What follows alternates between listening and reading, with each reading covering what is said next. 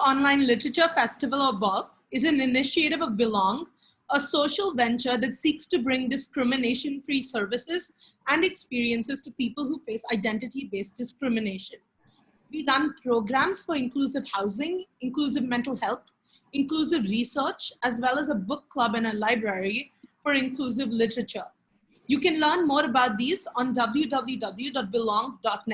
Before we begin, we want to acknowledge the tireless efforts of our festival partners, our media partner, The Wire, our cultural partner, the British Council, and our accessibility partner, Access for All, without whom this event would not have been possible. Now, on to today's discussion. This discussion is on Native Belongings, Discourses of Indigeneity, with Jacinta Kerketta, Alf Nilsen, Melissa Michal, and Siddhartha Sarma. This session will be moderated by Sangeeta Pisharoty. Sangeeta is a Delhi-based author and the National Affairs Editor at The Wire. Prior to joining The Wire in 2015, she worked in The Hindu for about 14 years and in the news agency, the United News of India, prior to it. She won the Ramnath Goenka Excellence in Journalism Award for feature writing in 2017. In 2019, her critically acclaimed book, Assam, the Accord and the Discord, was published by Penguin India. Thank you. So we have with us a fantastic panel today to discuss the topic, Native Belongings, Discourses of Indigeneity. Let me introduce the panelists to the audience first. We have with us a young, vibrant poet, Jacinta Kerketta. She is joining us from Germany. I didn't see her. She's there. Yeah. Okay, great. Jacinta is also a freelance journalist. She belongs to an Orion Adivasi community in Jharkhand state. Whoever has read her poems will agree that her verses highlight not just the injustices committed on the Adivasi communities along with their struggles, but are also important cultural and artistic documents of Adivasi worldview. So Jacinta is the author of two bilingual full-length collections of poems, Angor and Jharo Ki Zameen. She writes in Hindi and there are English versions also available. And she also sits on the editorial board of Agitate, Unsettling Knowledges. Welcome to the discussion, Jacinta. Thank you. Thank you so much, Johar. Then we have Professor Alf Nilsen, who teaches sociology at the University of Pretoria in South Africa. He researches and writes about the political economy of development and democracy in the global South.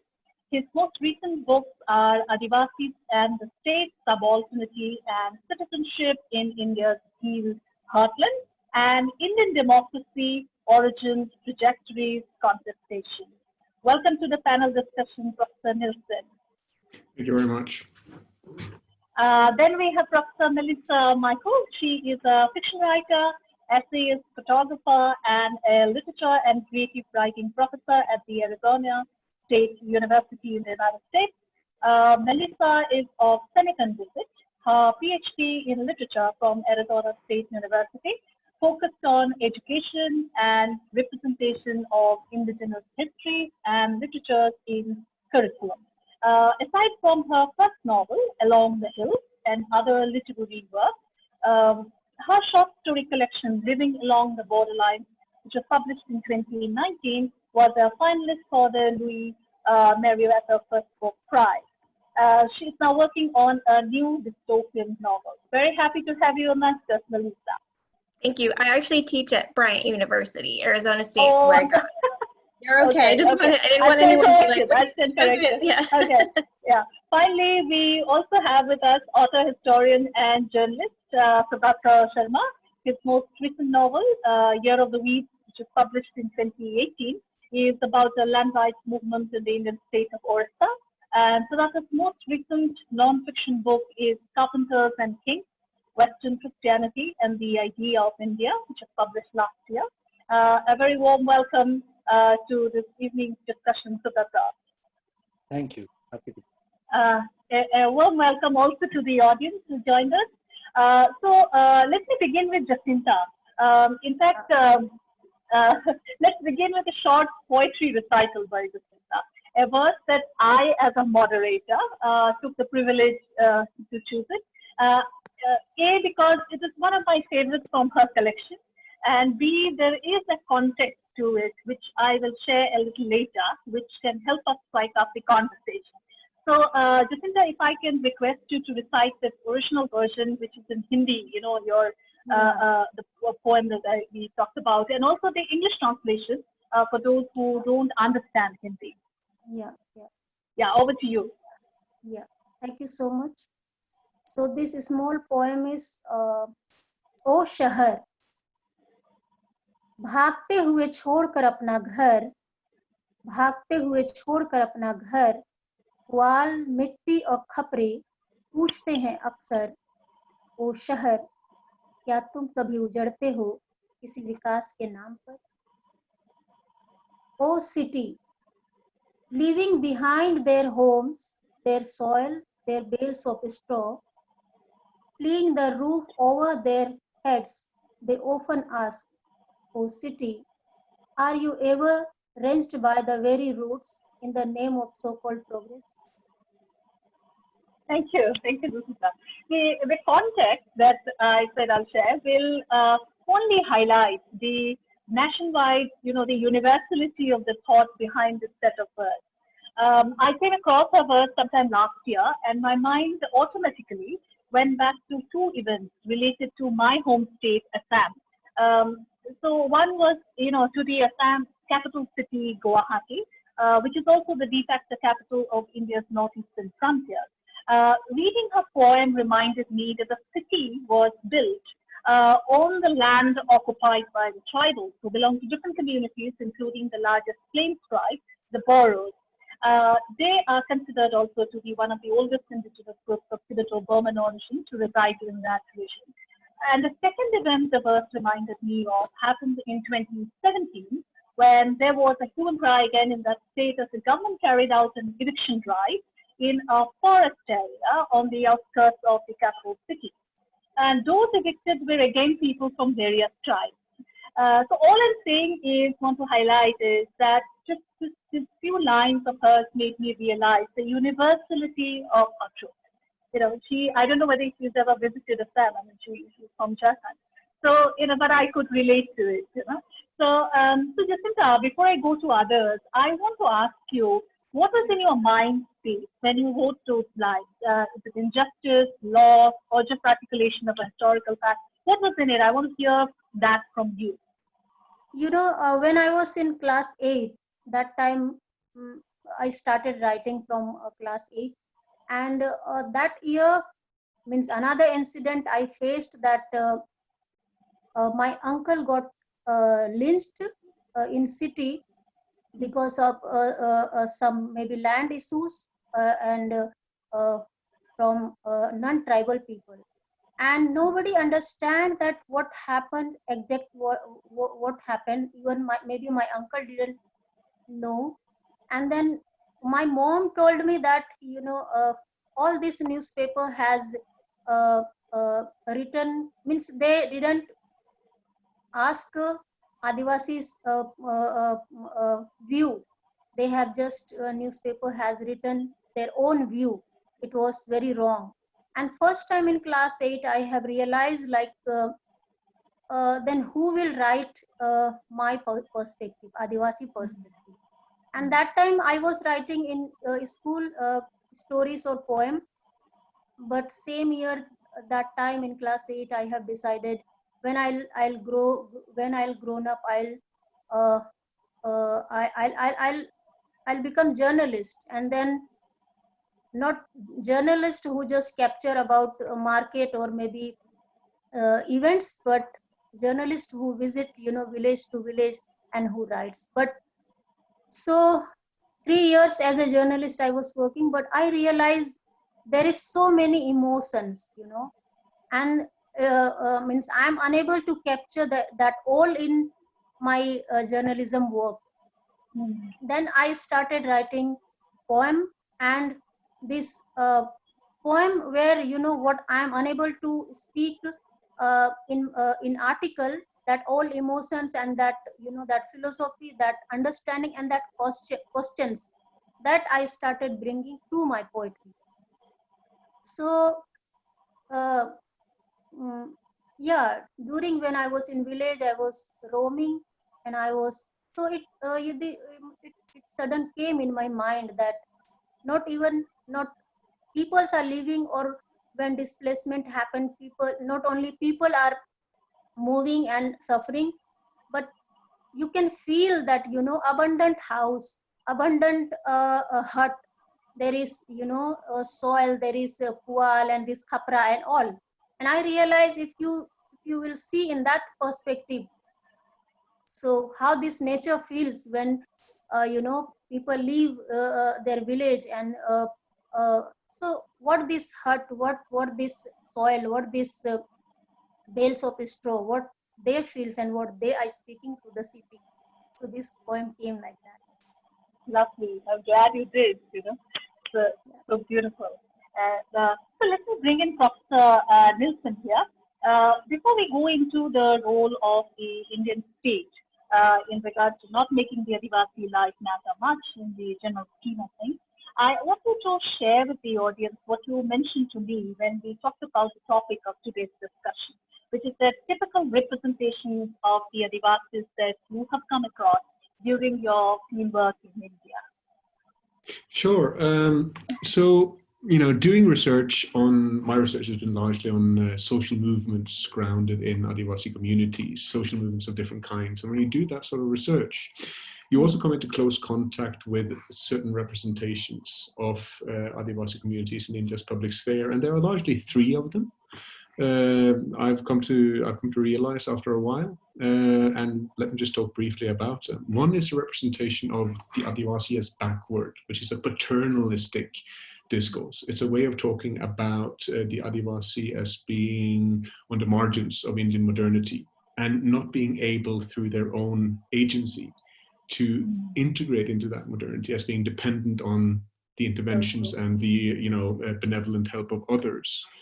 Then there's the discourse of the virtuous other. So all of these discourses are based on othering, where the Adivasi communities are held up as being outside of modernity or Indian modernity, and therefore, you know, inhabiting a kind of moral righteousness that can lead the way to an alternative society. And the final one, which came up very, very often, certainly when I was doing my research, was that of the dangerous Adivasi, which is the Adivasi who's part of a Maoist guerrilla insurgency that threatens the national security of the Indian state. And the thing here is quite simply that all of these representations are dead wrong.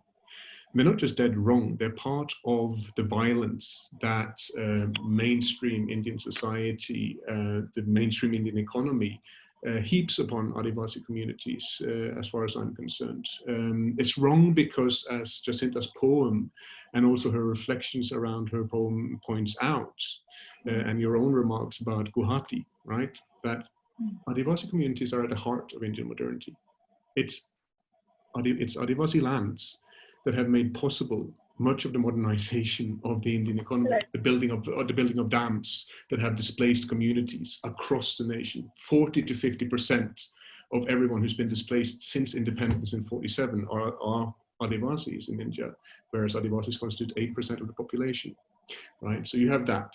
The second is labor, which is spoken of far too little. If you look at India's migrant labor force, 120 million people, many of them are from Adivasi communities, right? That means that the houses that you see in cities, the high-rise buildings, for example, are the product of Adivasi workers' labor being exploited to the hilt. And I could go on and on and on and on. And when it comes to this idea of the Adivasi as a virtuous other, you're placing the shoe on the wrong foot, because you're imposing responsibility for bringing about social change on those who have been victimized by mainstream society. Correct. So mainstream society can sit back and say, well, we're going to let those guys sort it out over there. And normally it comes with some kind of inane metaphor about, you know, casting the Adivasi almost as some kind of Navi figure from James Cameron's film dating back to 2009, and it's all pretty hideous. Now, when it comes to the last trope, and I'm going to wrap up soon, but I just want to say this, that the Adivasi is not a danger to the Indian state. The Indian state is a danger to Adivasi communities. It's as simple as that. And we see that because of the multiple ways in which the Indian state and the Indian economy, Indian capitalism, makes Adivasi life not matter. We see that in the disproportionate levels of poverty. 47% of Adivasi communities live below a very meager poverty line. Adivasis are overrepresented among those who are malnourished. Adivasis are overrepresented among those who are dispossessed, and they are disproportionately precarious. So what this all means, of course, is that the Indian economy and the Indian state works in such a way as to create premature death among Adivasi communities. And when I'm saying that, I have solid grounding in it. The average life expectancy for Adivasis in India is 43 years, and it's 60 years for upper caste communities. So yeah, so it's so interesting that you're actually talking about, how the Adivasi is being presented as this dangerous, insurgent other. It obliterates the real issue, which is as I said, in several ways in which the Indian state and the Indian form of capitalism made the Adivasi life not matter much. You also, when we talk, you also talked about the many ways in which the Adivasi try and mobilize themselves to use your word, democratize the democracy that actually decentralizes them. So will you expound on it a little bit, before I go to the others, please? Sure. Look, it's really quite, again, sort of glaringly obvious, but completely forgotten, again, in the way that the public sphere, be it the media, and Jacinta has spoken about how journalists, and specifically non-Adivasi journalists, tend to represent Adivasi communities, and I agree wholeheartedly with her, right? That it's always cast as this dangerous figure, and this and that and the other. And the fact of the matter is this, that the vast majority of Adivasi movements are simply compelling the state to do what the state should do. Compelling the state to implement laws the way that laws should be implemented. Compelling the state more generally to relate to Adivasi communities as citizens who have the right to have rights. And the fact of the matter is that on even the best of days, the way in which the Indian state works is a way that deprives Adivasi communities of that. So when I look at, the movements that I've looked at, I see brave struggles for large-scale alternatives, but I also see something less dramatic, and that's very often simply holding the state to account, which holds up a mirror, I think, to the multiple ways in which the Indian state is betraying Adivasis as citizens, and that's a key issue here that I think we need go to back to this again. Yeah, I want to hear more from you on this. While the state's approach, said that demonizes these movements and at times as if opposed to the idea of the Indian nation state, security reasons and all these things. It also cuts the real issues, what I understand from you is that there's a need for participatory governance.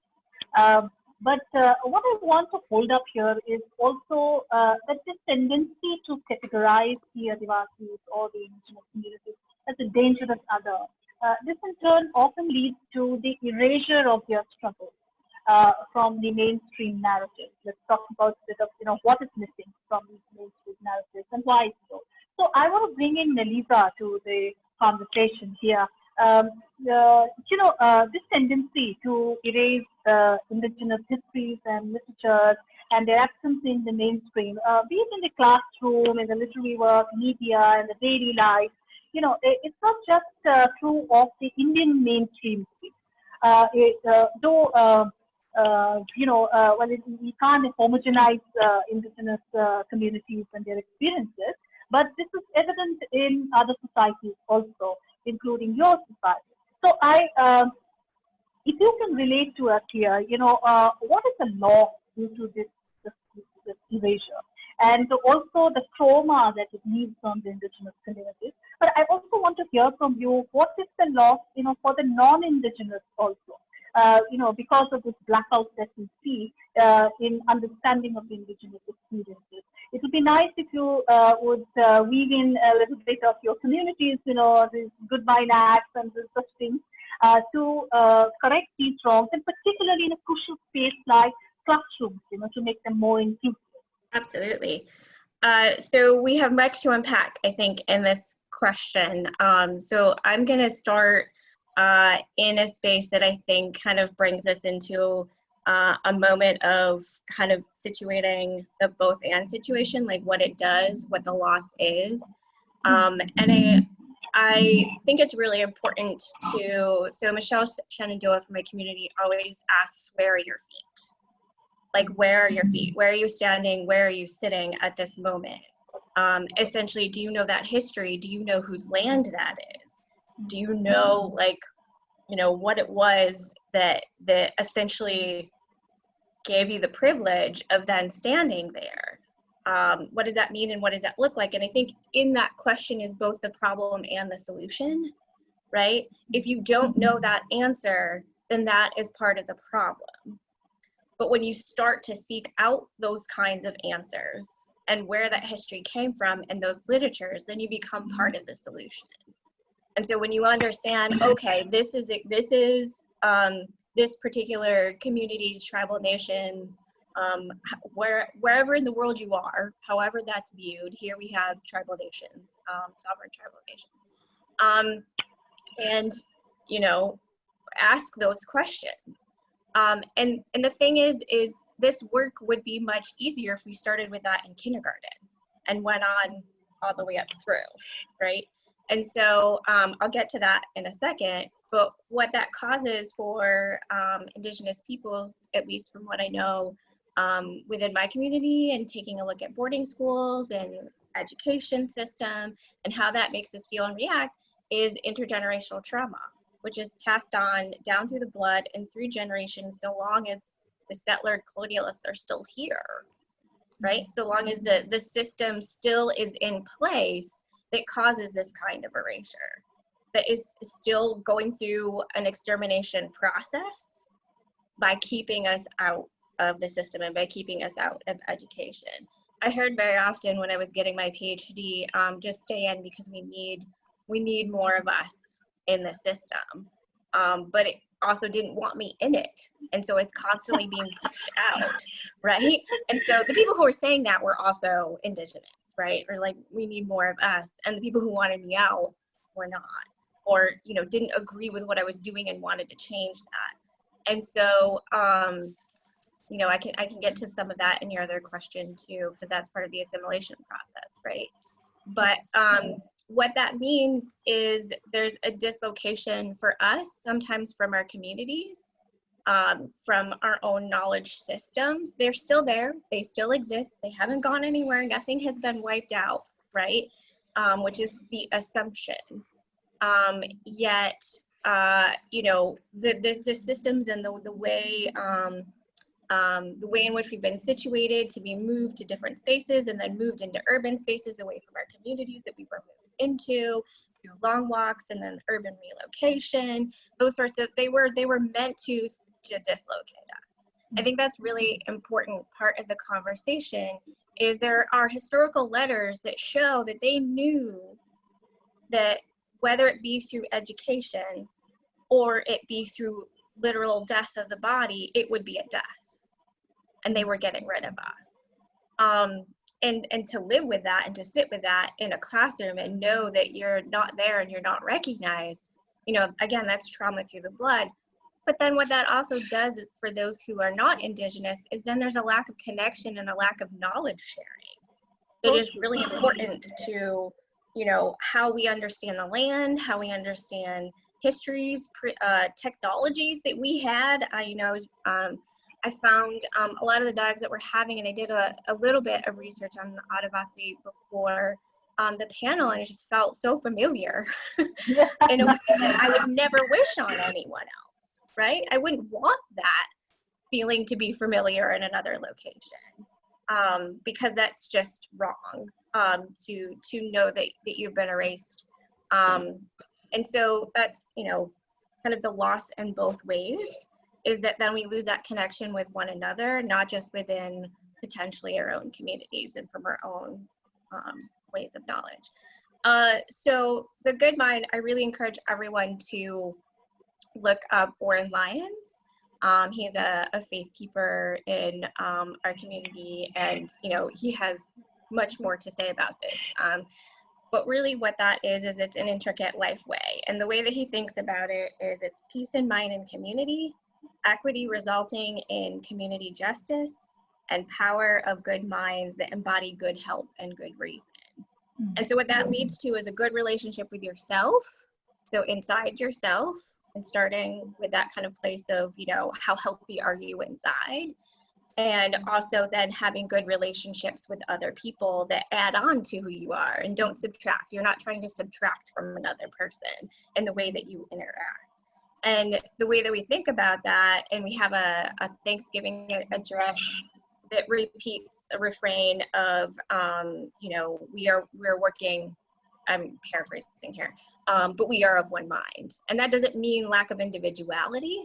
That means we have the good of the land and the people in our mindsets, and we're thinking forward the next 7 generations together as a community kind of thinking that is for the good of all. And for me, what that looks like I've talked about a little bit is, you know, really focusing education on being inclusive and understanding. And that's how I use the good mind, is as a teacher and as a writer, and how I can get people to really understand and embody that trauma and that resilience and what that means and what that looks like. I think did I unpack everything? Yeah. Lovely to hear this. Yeah, it's amazing. Yeah. So you pointed out, you know, with this education, it's actually, you know, such a sector. And before I go to Siddhartha, you know, I'm very tempted to go to Jacinta, you know, back to her, because when we talked about this session in the morning, she highlighted about the importance of education, you know, and from her own experience, you know, and she was not allowed to by her family, and then how she did. Jacinta, do you want to just come in a little bit and tell us about, you know, this whole importance of education from your own personal experience and what you are doing in your area now? Yeah. So I grew up like in very different place of Jharkhand and Bihar. So, and Santhal Pargana. So at that time it was Bihar. So I learned like Santhali language and different language, but I couldn't learn my own language because my parents are the first generation who went to school. At least they did class 10th or 11th. So, but because first time my parents went out of city, out of village, and first time they were having different kind of culture, and while they were in Bihar, I think my brothers and my father were, they were very, maybe they have learned this behavior, that how to stop, you know, girl not to talk with other boys, not to go out, not to give them that much money for education. So when we came back Jharkhand, then also my brother my brother was not allowing me to go out, means even for college. So I run away from house for my, you know, to give exams in inter exam. And then I didn't went back village because my brother was so much against of my education. And then later when I started, after my graduation, when I started working in city, then I took my, I bought my both sisters because I wanted to help them in education. And after means and then later I realized there is many girls who are, you know, facing same kind of situation, and nobody is understanding them properly. And in my school age, or in my life, many years I have struggled a lot that nobody is understanding you. Even my and my mother was unable to understand, you know, so just she was listening to me, and she was just standing beside me, that what you want and what you want to do, you know. So that was very helpful for me. And then when I was visiting many village, I have realized many girls and these adolescent girls have same problem, and there is no place to understand them, or there is no place to sharing, or listening, or talking about their own situation. Then I started, before 5 years, I started in a small village. It is very far from Ranchi. It is in Simdega district, and then Kuti district. I started in both district, in interior village, just to experiment that that what will happen if I want to do something different with these girls. And it is like education beyond school. Like after that, after school, I was, means in one village, like 40-50 girls were gathering together, and then we started sharing. And then they realized everybody has same problem in their house, but in one village they are struggling, alone. So we decided, in one place where we can share, where we can put our questions, and then listening, means we were listening each other, and we were trying to find out how this sorrow, this pain, this village, this school, all we can make learning place.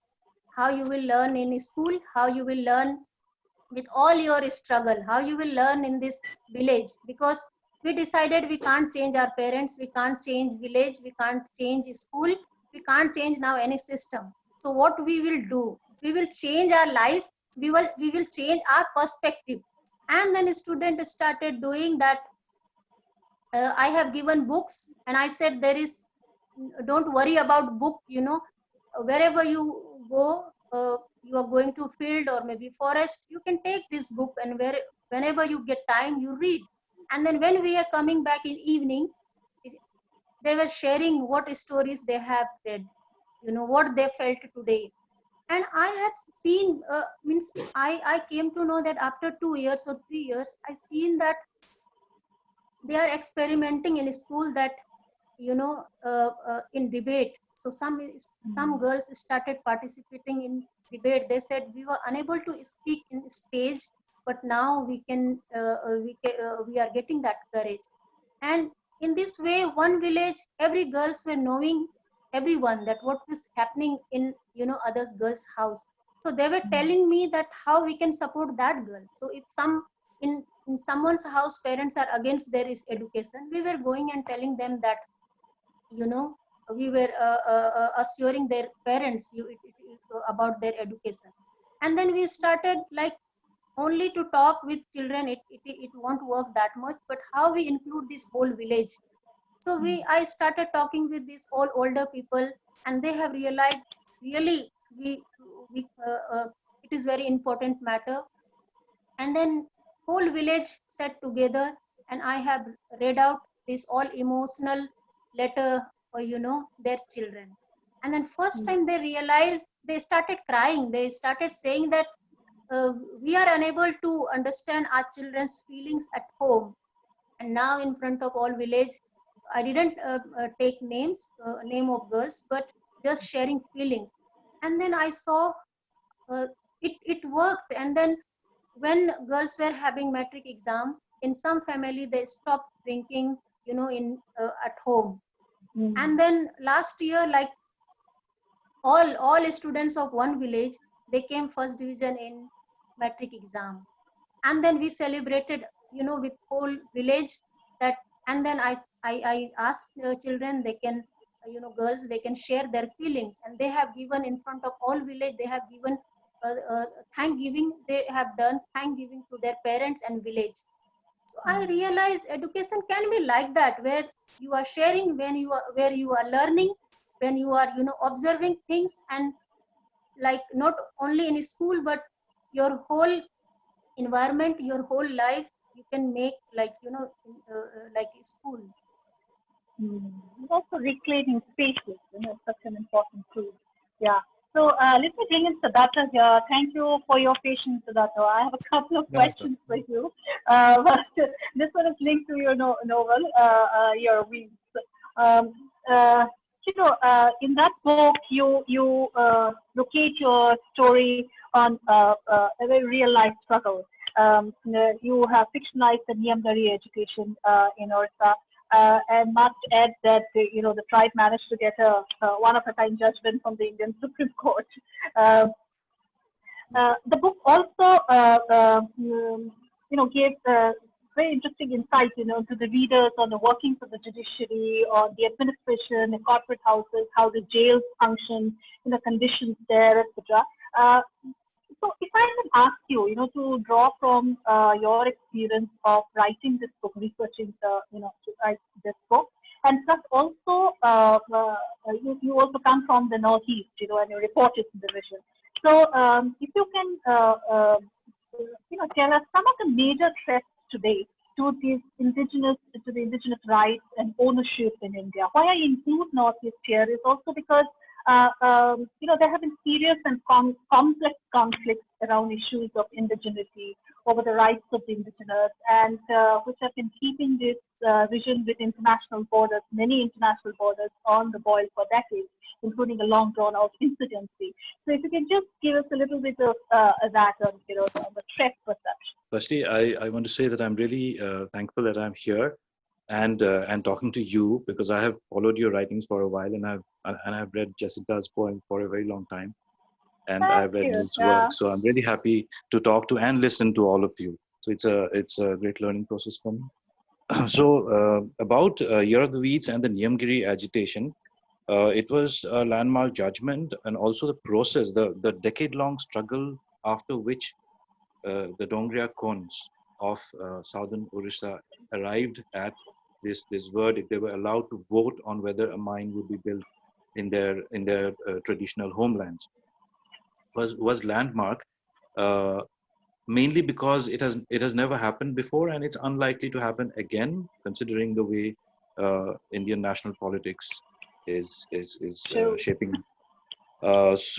And it's going to be reversed. The company is not giving up, and the government is now, yeah. So in fact, recently, this was in the last quarter, the company Vedanta had expanded its presence around the area. So they have announced their intentions very clearly. But I wanted to record the process by which land right movements pass through these different phases, beginning with the people's, the community's understanding of how the Indian state preys on them. And it passes through cycles of violence, and it usually ends in heartbreak for the communities involved and for people like us who follow them, because there's a series of reverses, there's a series of state sponsored acts of cruelty ending in defeat. So in this case, it was a rare victory. I wanted to celebrate. I want to observe that, and also because whether you talk about the history of post-independence India or the colonial period, the worst manifestations of state excesses have been on the tribes of India. Dalits have suffered tremendously, as a part of how Hinduism operates. But the worst victims of state excesses have always been the tribes, whether it is the Indian heartland or the peripheries. So I wanted to show how the state operates through its interaction, for want of a better word, with the tribes. And therefore, I had to mention about the judiciary, the police, the bureaucracy, and all the different organs, and how they function in a predatory manner. That was about the novel. Now, about my experiences reporting in Central India, where I did some work on the Maoists a while ago, and on insurgents in the Northeast, and these various theaters of conflict. So the matter of the Adivasis is quite interesting, because the Northeast has Adivasis, except they are called T tribes, which is a term that I am not comfortable using, because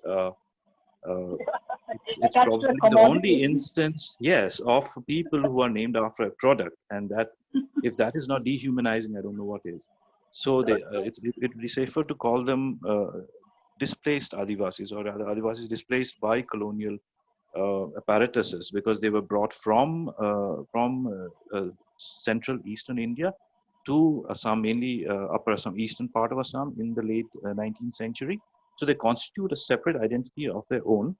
Um, Unlike in the rest of India, tribal homelands in the Northeast have some degree of protection based on constitutional guarantees. There are several schedules in the constitution which address this.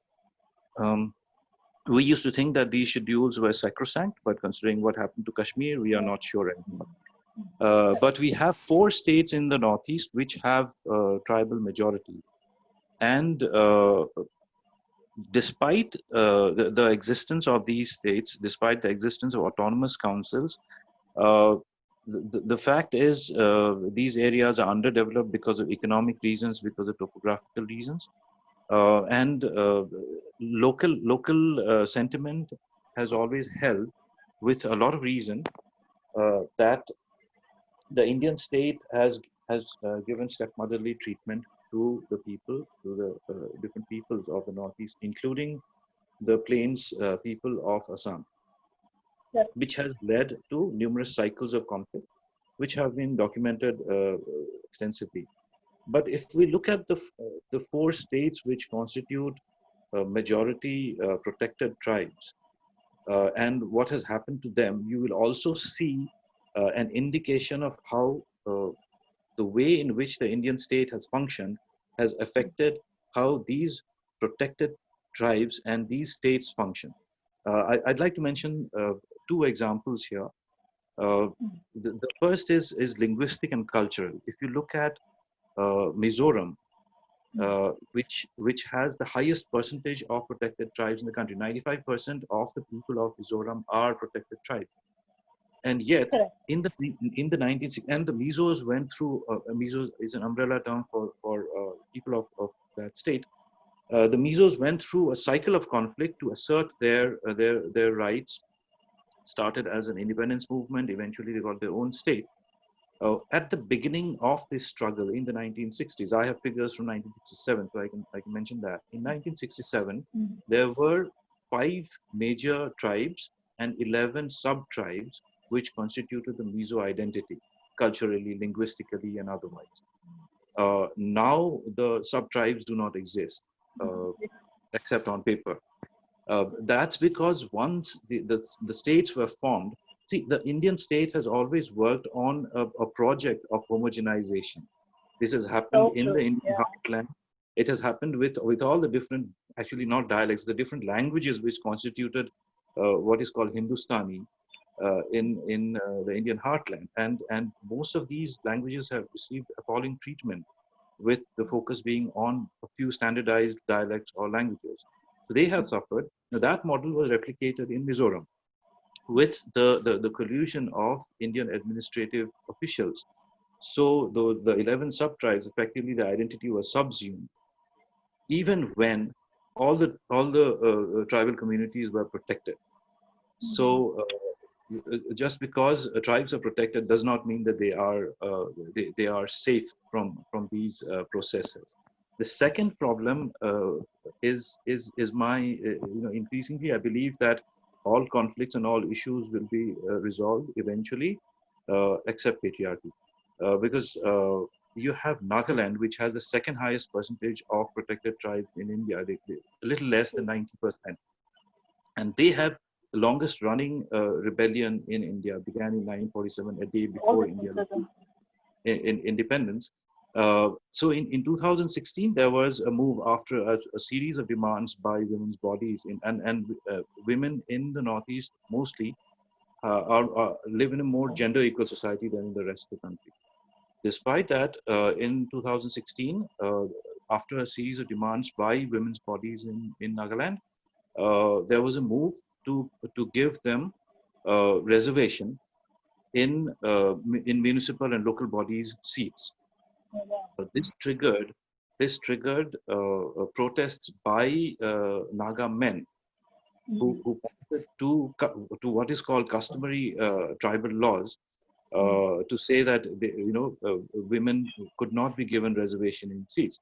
Now, this reference to tribal laws is is actually a bad faith argument, because there is no such thing as a customary law. It was laws instituted by Victorian colonials based on their own patriarchal laws, but they exist, and now they are called customary laws. So in a state where the tribes are protected, tribal women are still not protected. So I think that ultimately everything comes down to patriarchy and how gender unequal most of these societies are. And there is no real solution to these things, because they are a manifestation of how the Indian state has always worked. Thank you so much. I just want to point out that in Mizoram, we talked about the 1950s struggle. Nowhere I have not known any other example where an army bombs its own people. That happens in Mizoram. And the other thing, Nagaland, we still have an Indian state in the world's largest democracy where there is not a woman legislature to this. So this is in a tribal society. And this happened also in spite of a Supreme Court order. Yes. Yeah. So I want to bring in Professor Nilsen here. Again, dipping into your research on the ground, if you can give a view on the importance of, recognizing the various movements, perhaps as an alternative. We talked about that to the other forms of representation of the Adivasi or of othering them. Well, look, I think the starting point is to recognize the wide diversity of struggles that Adivasi communities in India are involved in. Very often these struggles are reduced to like one or two stereotypes. One is the sort of the insurgent guerrilla fighter, and the other is the quite sort of large scale spectacular struggles against mining or dam building and so on and so forth. Now those are very important forms of struggle, and they are forms of struggle that are a kind of diagnostic, if you will, of the many shortcomings of India, both as a democracy and of the sort of the underbelly, if you will, of India's so-called growth miracle. But then there are the smaller struggles that very often go under the radar, both of journalists and of researchers such as myself, which are very often more mundane. Because they can be struggles around things such as state accountability at the local level. They can be struggles that don't necessarily involve confrontation. When I researched what became my most recent book on this topic, and I was really sort of piqued by what Jacinta talking about her experiments around education and so on and so forth. I was based in a school that had been started by activists who had been involved with Adivasi communities in Madhya Pradesh, in the central part of the country. And much of what was going on there was very similar to what Jacinta is saying, right? This was about crafting alternative curriculums. This was about starting to build among small children a different understanding of one's community and oneself from the get-go, from the start. And with that, to create different histories and different narratives. Those are struggles that are very often not perceived because they don't have the quality of necessarily of great big drama to them. But they count tremendously. And so for me, the rule of thumb is this, that we need to go beyond those stereotypes which attract the international media, right? And which very often get held up as, you know, the singular images that people attach to the idea of Adivasi struggle or indigenous struggle in India. I think it's also really important to be aware of different forms of struggle, in the sense that ideas of indigeneity and those transnational discourses of indigeneity are not present in the same way in struggles across the board. The identities that are articulated, that are developed out of these struggles, have a great deal of variation to them, and again, I think, calls for those of us who research those movements, who write about them, and so on and so forth, to be very attentive to that, and to steer clear of this tendency towards assuming that we know what we're referring to when we're saying indigenous struggle. because the variety is great, and the forms that collective agency takes has to be understood in that context, in that perspective, I think. Yeah, so true. Yeah, the different layers, because indigeneity movements, I just feel like even in the Northeast, when this whole indigeneity movements happen, there will be tribals, and their movements are very different from the, the indigeneity movements where there are communities where there's the caste is a place, the Manpuris, the Meiteis, and the Indies that you see. There are a lot of these layers are there, and the different. Yeah, you're right. I want to go back to Siddhartha again. Because the indigenous resistance movements, do take very different forms, right? From mass education to an armed struggle to court battles. So while many times, the people's issues may be similar, but the government's approach, how to handle them, with and all stuff, it seems to be very different, And I also want to bring in the element of violence that we see is also launched on these movements, and to crush these demands. There have been comments, and but approaches are slightly different also when it comes to the violence. Particularly in the Northeast, we have a very disadvantage of the draconian law like the Armed Forces Special Powers Act. And now, of course, the Unlawful Activities Prevention Act, which is applicable across the country. And these approaches, nevertheless, also make the experience of indigeneity, very different from, say, in the tribal belts of, say, Madhya Pradesh, Chhattisgarh, or Jharkhand, from what you see in India's borderland. The borderland approach is very different from the other areas. For instance, the approach to counter the Maoist, the leftist extremist movement, demanding more rights for the locals with something called the Salva Jaroom and all. It's not seen in the disturbed areas of the north. So I want you to, the community, the tribe that you wrote about, also with their struggle, during their struggle also, we saw the state violence. Maybe one or two people died also, I'm not sure. Yes. So if you can just talk about this aspect of this violence that we see.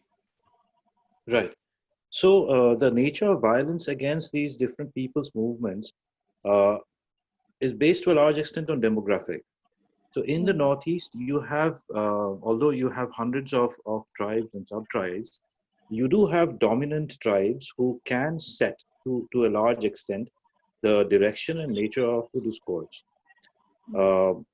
You can have an armed struggle in a certain part of the Northeast, and you can have a certain number of people bearing arms to make it a significant struggle, as happened with the Nagas, with the Meiteis, and in Assam for a while, and in Mizoram successfully.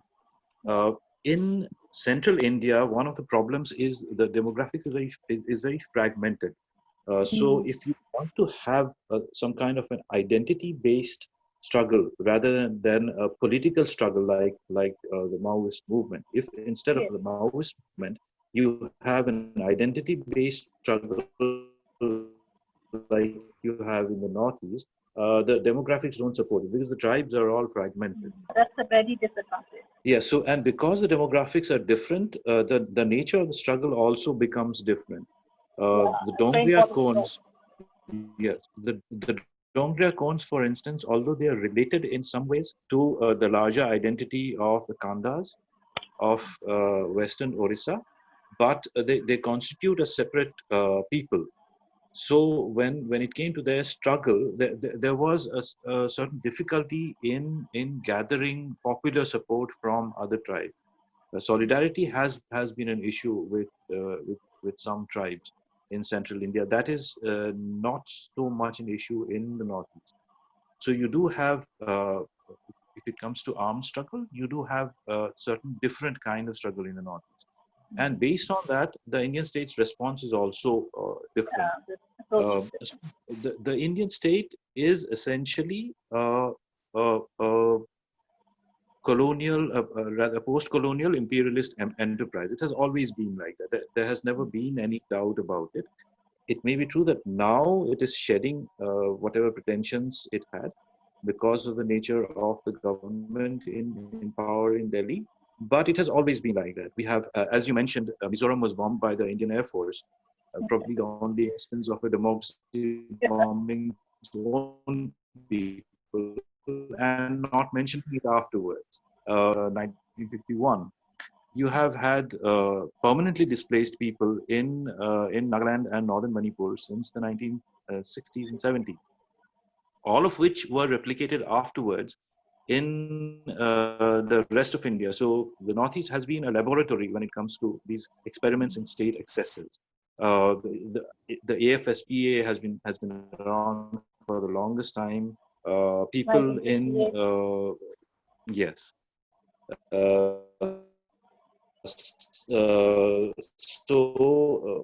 the way in which when the media coverage was not really that extensive, when evidence was difficult to come by, and therefore there was a lot of deniability, plausible or otherwise, that has been institutionalized in the way the Indian state has approached these issues. So if we now look at the way Kashmir has been treated, because the majority population is Muslim, that's because the periphery has always been treated just the way in which an imperial enterprise would treat its distant people. So, I'm not surprised to see these excesses. Yes. So the nature of the reaction to the Indian state has been different in central India and the Northeast based on demographics. The nature of the Indian state's response to it has been also determined by proximity to the heartland. Another example of this is how easily the Indian army is deployed in the periphery, not for reasons of international border. The Myanmaris are not going to invade the Northeast. They did that in 1819, but they haven't done that afterward. But the army is deployed repeatedly in the Northeast, whereas the paramilitary forces are deployed in central India. They are no less they are no less cruel in the atrocities that are visited on the people or the crimes that occur, including sexual violence. But you see these different grades of state violence that are perpetrated and that are institutionalized by now. There's practically a rule book. Thank you so much, and I want to with you a different approach, to violence. There's so many layers to this. Yeah. Let me go to Jacinta now. And let's go back to Jacinta. My endeavor, through the questions, Jacinta, to you is to know how much of space does the Adivasi or the indigenous students or get in mainstream literature, say fiction, non-fiction, poetry. I want you to dip into your own experience and talk about it. Did you have to struggle to find the literary space? How was that experience? Yeah, when I left as a journalist, means office, then I was struggling where to publish. You are roaming village and you are getting stories. That time I was visiting Saranda and I am writing some article. But I don't know how and where to publish and whom to contact. And then I met one of my friend. That time she was in the Hindu and Jharkhand correspondent Anumeha, and she helped me. She connected. She contact to Tahalka magazine, and then so first time my one article in Hindi, it published in Tahalka. Then I got little bit courage that okay, there is people who can can support you. And then I started writing in Facebook. That time I was not in Facebook, but because I was not finding that how to express and where to write, then I started writing on Facebook. I started posting my poems on Facebook, and then I started getting some people that who started supporting me. But so in this way. But when you are just a freelance writer and then you have wonderful story, then also you don't know where and how to approach and where to publish. So young boys and girls who maybe in those who are in Chhattisgarh, Odisha, in Jharkhand, they want to write, but they are just becoming a new source of national and international media, but they are unable to, as a writer, as a journalist, they are unable to present them. This is one thing, but so I started finding my way, like, and started like whenever I'm meeting some people. So it was not like a networking, but they started, feeling about through my poetry, and then through my writing, they started feeling one kind of connection, and then they by themselves they started showing me way, where, how, and when I can approach. So in this way, my poems also came. First time I met one professor, Sri Prakash Shukla. He from Banaras Hindu University, and he was so impressed by my poems. And first time he has given me space, a good space in their one magazine, Parichay. So then my poetry also, start. Then later in Delhi-based good magazine, literary magazine, they have started giving me place. So in this way, like, people started feeling, that connection with as a human being, not just networking process, but as a human being, they started feeling connection. And in this way, because of this kind of connection, that everybody started feeling, means, it is means here, I want to contribute. And in this way, my poems translated in German, and then in Italian, and now in French. So because of this, and I realize, means everywhere, even in Germany, even in Italy, even in France, I feel those who are going through poems, they are feeling like, as a human being, we are learning a lot, we are growing. And that connection, worked for me. So in this way, but still, it is very hard to find place, for yourself in mainstream media, or in or magazine, or maybe in even writing or journalism field, or even in literature. Even when I started writing, nobody was believing me that one tribal girl is writing. They were thinking maybe some wise man is behind her, who is writing poetry. So like 1 or 2 years, this kind of rumor was going on. No, it can't be possible that in this good, in Hindi, one tribal girl, how can she write? When I started sharing my experience, I started speaking, then they started believing that okay, no, means it is real. So I think I feel like people have so many perception, they are stuck with their perception, and this perception brings one kind of blindness, that you are unable to learn, unable to listen new thing, Adivasi perspective.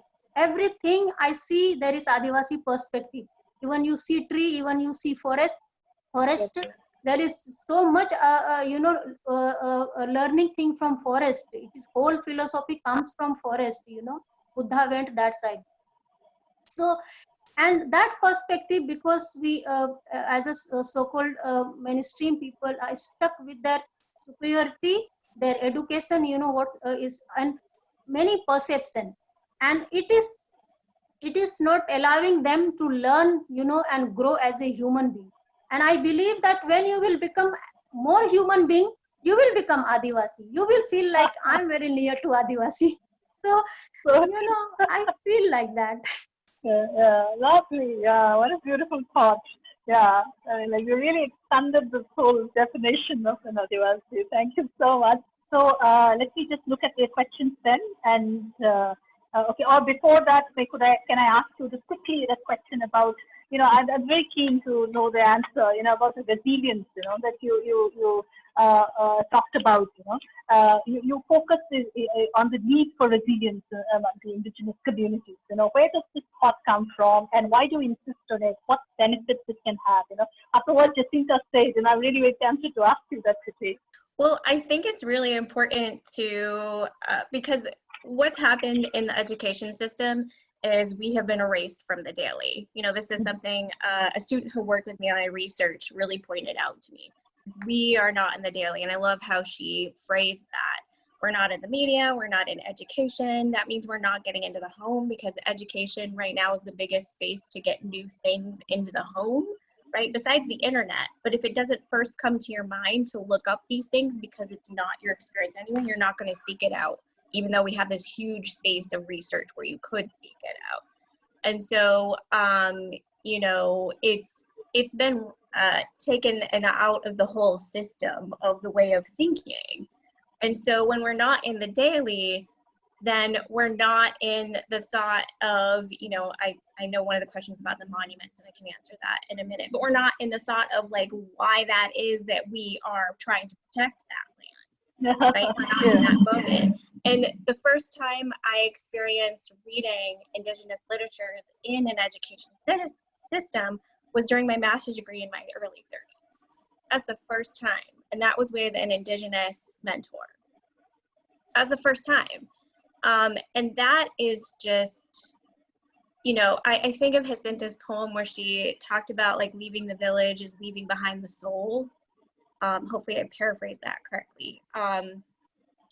But our souls are within our language, which was stripped away from us during missionary schools, day schools, and boarding schools. We were not allowed to wear clothing. The hair was cut. We were stripped naked in front of strangers, hundreds of miles away from families during boarding schools, sometimes kidnapped and stolen, not even agreed upon within the family. And when you start out that way within an education system, and then it just kind of keeps like you out of that system, because it was very much an assimilation process into, you know, what Euro-American education thought education should be versus an Indigenous perspective on that. Then you start to kind of like strip away that identity, you get back to that dislocation and that trauma. And so when I finally read something that was by another Indigenous person, like, I guess, I don't want to say it, my soul opened up. Like I had read other things before that on my own, but to have it in the classroom and to know that it was being recognized, like that's huge. And I want that for my students too. And so part of the conversation about resiliency is that we are not just our trauma. Like we need to understand where that comes from. But if we only think of ourselves as just the trauma, then we get that victimization that then like downplays what we're really experiencing, right? And resilience to me is not just resistance. Resilience is living. However you live. You don't always have to resist or fight to do that, to fight the system. You can just be living. You can be fighting the system. You can be in the system working with people, whatever that looks like. And when we start to see it that way and what the resiliency is, then you start to understand the people themselves. You start to understand us and where we come from when you think of it from a resilient perspective versus a victim perspective. I don't know about that. Beautiful, yeah. There's a question for you, one second, by Vijay Lakshmi. Given the call for removal of the Confederate statue, could you comment on the demolition of the bigger monument of the Mount Rushmore? Consider that there have been calls for it and that extends on the Lakota land. You want to add anything to this? So I think it's really, so I hadn't heard about calls to actually like take it down. I know it's land back, right? That's really important. I think what it comes down to is we need to hear what the people, the Indigenous peoples of that particular space are talking about. Like what it is that they want to do with it, why it's important that that land be given back. And let them have the conversation of what they want to do with it. I think, so all of these monuments, all of these statues, we have, remember, where are your feet? These were all put on stolen, genocided, Indigenous land, every single one of them, up to people who like did that and who were, you know, raping the land, the people, burning crops. These were all those people who did that. And so what does it mean when we start having that conversation about what it is we want to do with that? We listen. You know, I'm not of that nation. I need to listen to them, you know, as much as, you know, what's happening on Haudenosaunee land. Having others listen to us about what we want to do with those particular spaces and those statues and monuments. And so I think that's an important part of that problem and the solution. When you understand where your feet are and what happened, then you can understand the dialogue and really communicate what that is. Hope that answers the question. Okay. I hope that answers her question. There another question from Sania Ahmed. Could we elaborate upon the havoc that globalization and neoliberalism have wreaked upon the life of the Adivasi? Professor Nilsen, you want to take that up? Yeah, sure. I mean, so the two big ones here is dispossession of land, which is something that's been ongoing for a long time. This is not something that's been brought on since India started this reform process in the 1990s. That's colonial origins. It was part and part of nation building and so on and so forth. But dispossession of land is a big one, and dispossession of land that has never been compensated in any kind of way. That needs to be at the heart of this. The second is labor, and I've talked about this before, but India's cities are effectively built and run by a precarious migrant workforce, which is also substantially Adivasi. That's another one. Those are the two ones that typically capture a lot of our attention, and this is something that I bang on about quite a bit because I think there's something to be said for complicating that picture, because those are, if you will, the sort of the spectacular forms of violence. Then you have the more mundane, to the extent that violence can be mundane, the more mundane forms of violence, which is the slow, quiet death, basically, that many Adivasis suffer as a result of a slow grinding poverty, of malnutrition, in the context and also the context of sort of slowly dying agrarian economies, which are part and parcel of the deep crisis of India's countryside. And which is also linked to something very fundamental, which is shared between many exploited and oppressed groups in India, not just Adivasis, but Dalits, landless laborers, the list goes on, which is a complete lack of social rights. We hear a lot about India being the world's largest democracy and having a fantastic constitution and all the rest of it. But we're also talking about a democracy that has, during more than 7 decades of existence, never extended social citizenship to the most vulnerable groups in the country. Never. That is also why we see, what I've argued in some of my writing, that is why we see the fact that Adivasi lives don't matter in India. And obviously the sort of the turn to neoliberal reform and all the rest of it since 1990 has intensified that. The one initiative that pushed against it in any substantial way was arguably the Forest Rights Act of 2005-2006, which was a very powerful piece of legislation. Now, what has the current dispensation done? It has waged outright war on that law in order to nullify it, in order to again reopen, if you will, forest spaces as spaces of accumulation for the capitalists who bankroll the BJP's electoral machine. Okay, yeah. By Sandeep Ray, the question says that you seem despondent about the near future when it comes to envisioning a community-based consensus to the use of tribal land. Yet, later you said that you feel all conflict except patriarchy will be solved someday. If there is change to come, where would it eventually emerge from? What does the resistance look like? Right. So the first thing is when Sandeep asked whether I felt despondent about these matters being resolved, I meant in the short term, at least the next decade or so, and as long as the current government is in power, things are going to get worse. I do not know what will happen after that, because a lot of other things will happen in the interim, including climate change, population displacement, and then the water is going to run out, the monsoons are going to fail. So a lot of not very good news for the next couple of decades, at least. This will cause a lot of social change. This will cause a lot of pressures on the already marginalized communities. And the societies that will emerge from this will affect to a large extent how these questions are resolved. I suspect there will be several cycles of conflict of low or medium intensity, if not high, because India never has had high intensity conflicts. They are just they're localized conflicts, no less brutal, no less violent, but the intensity has been different. So that because that's how India is. So when will these issues get resolved and in what way, I do not know, because these other more urgent problems will step in. So already marginalized will face more threats. When I said all conflicts will be resolved, I was looking at the next century or maybe longer than that. But not for the next 10 or 15 years. Things are just going to get worse. Okay. There's another question by Michal. What are the differences in the classes amongst Indigenous Adivasi communities today?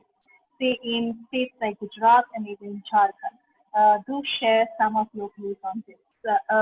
Jacinta, do you want to take this up? Pardon? What of the differences in the classes among Indigenous or Adivasi communities today? Say in states like Gujarat and even Jharkhand. Maybe in Jharkhand you can talk about. And do share some of your views on this. Yeah, like, like even in Jharkhand, like 32 different communities are there. And yeah, so when we see other states, then there is like in Odisha, Chhattisgarh, different kind of different communities are there. And but I feel like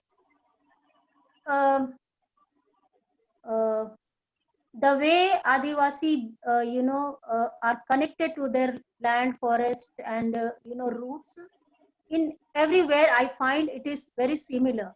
It is very similar. They have like what they believe, that you will find very similar. Whether I think in Gujarat or Chhattisgarh or Odisha, and in everywhere they have similar issues for resistance. And I realize that in everywhere in India there is similar issues, similar kind of movement is going on, but people are people are doing resistance in in own corner, corner. So I feel like it is not only Adivasis issue, but what Adivasis are struggling, it is like it should be whole Indian, whole India issue, and people should understand that. So I feel like, yeah, a little bit like in dress sense or maybe in language, you will find a little bit different.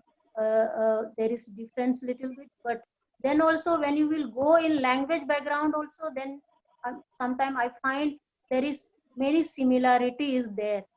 Like in my language, when I'm going back now my mother tongue, I'm finding what new things I'm finding.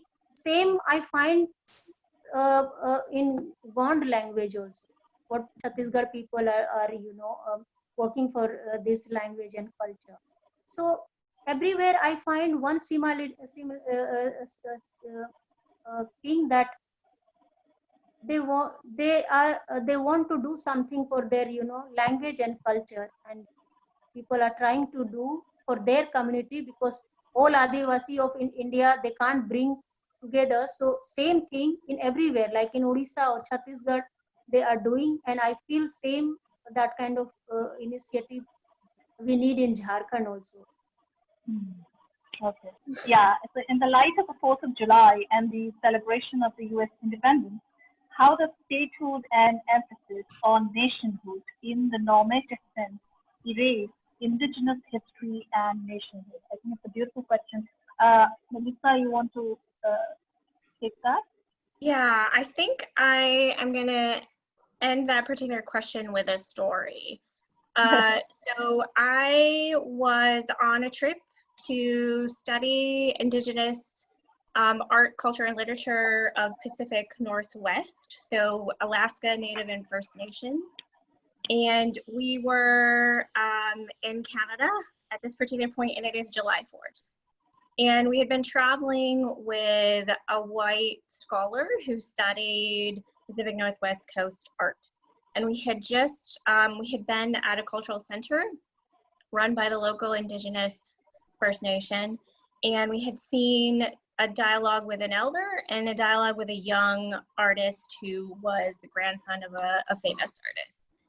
And this particular scholar comes on the bus after we've all gotten onto the bus, and I write about this in my nonfiction, and claps her hands really loudly and says, you know, we can't take everything that that young man said for, I don't remember the exact phrase in my mind at this moment because I wasn't prepared to tell this particular story, but we can't, you know, trust in what he said. He hasn't studied in art. And that was part of the dialogue, right? And also, you know, didn't have permission from the elders, that sort of a thing, and what it was that he was sharing. And this was before I had found my voice. You know, I feel at this point I have found my voice. And that was the biggest turning point for me. I'm sitting in the back of the bus, literally my blood is boiling. And I'm thinking, what the heck? What is she saying? And there's only 3 of us in that group of 30 who are Indigenous, who had been accepted to that particular space. And later on, and again, we're to July 4th and we're in Canada, so there's a lot of irony here. So it's not being celebrated, that they want to celebrate it later on, and they're, you know, buying beers and whatnot to celebrate that, and she continues to put him down. And I'm watching eagles circle as we're having this particular discussion, and I can't say it. I go back to my room and I just think, you know, this is the education system. This is what we're learning from and who we're learning from. This can't happen anymore. This can't be this way. And that's when I decided to become a teacher and to go back to school, because I never thought I would get my PhD. That was never in the plan. And I have to remember that every week, because I don't want to do that to other groups either.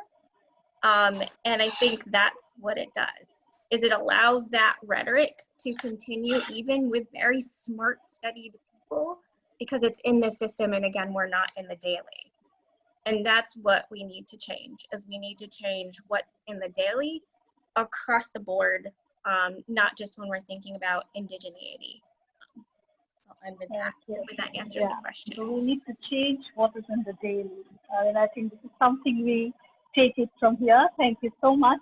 And on that beautiful note, I'd like to end this discussion and thank a bunch to all the panelists for the sharp insights. It's really enriched the discussion. And I also thank the audience for participating in the discussion. Stay safe and have a very good evening. Thank you.